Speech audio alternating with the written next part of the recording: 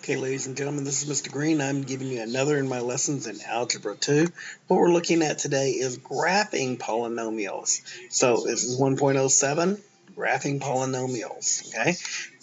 What we can do is we can find the roots. We can find those zeros and the x-intercepts that give us certain points on the graph. And once we have points on the graph, then it's really easy to just connect the points and we know what the equation is going to look like. If I look at this equation right here, based upon what we learned last lesson, we could take and say, well, my possible roots are negative 21 over 1, negative 7 over 1, negative 3 over 1, 3 over 1, 7 over 1, and 21 over 1. So I've got several possible roots there, okay? And they're all over 1 because we've got a 1 here at the beginning. So just looking at this, I can actually factor it in my head, and I know that my factors are going to be positive 7 and a negative 3. So these would be the ones that I would be looking at. That one right there, and this one right there would be the two roots that I'd be looking at. Because when I factor it, I get x minus 7 and x plus 3 as my factors. Oh, wait a second. It's plus 7 and minus 3. I'm getting my factors wrong. Oops. It helps if you get your factors right when you're selecting them. Okay, it's that positive 3 and that negative 7. Okay?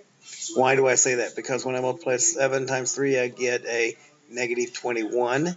And when I add 7 and negative 3, I get a positive 4. Now that's equal to 0. That means I've got a root at negative 7, and I've got a root at positive 3.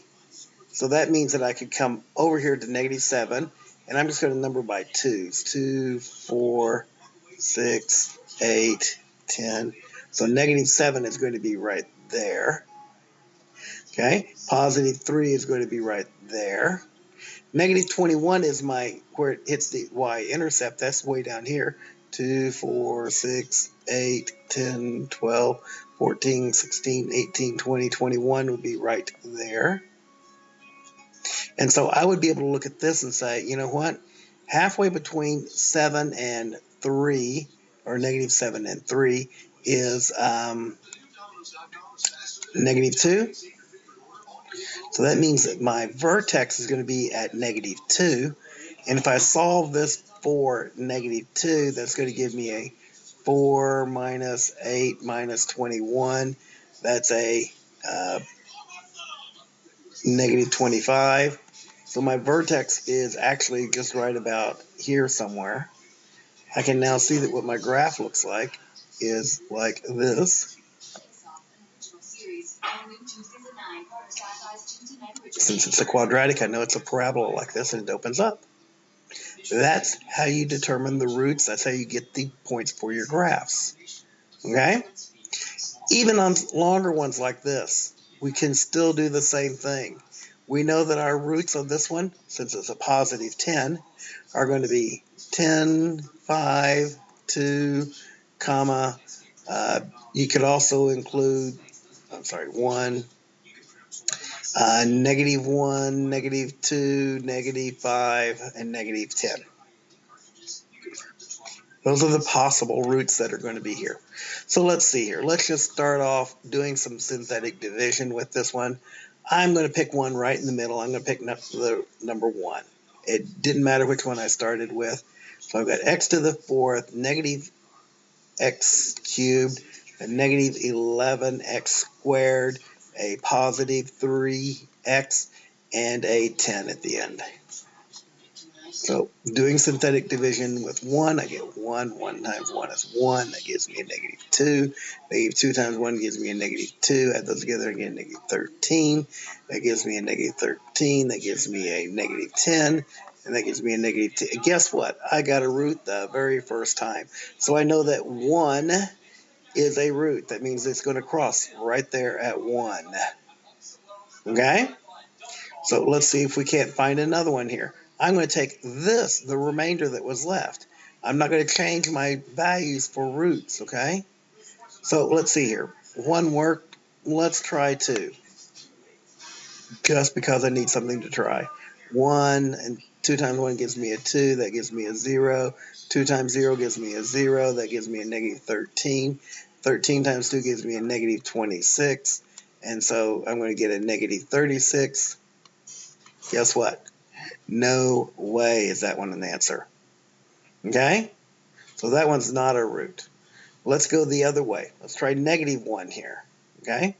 So I'm going to divide by negative 1.